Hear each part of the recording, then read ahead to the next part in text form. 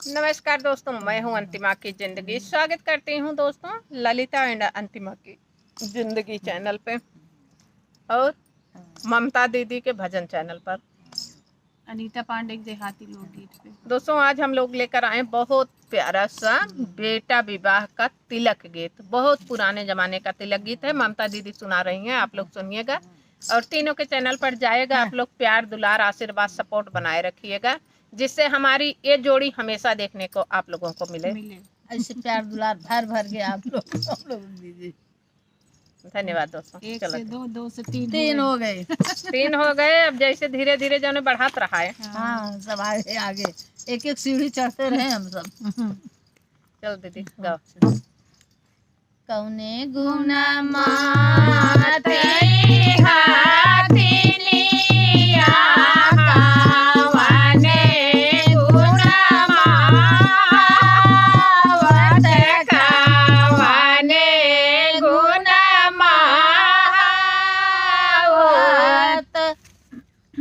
hello काट दे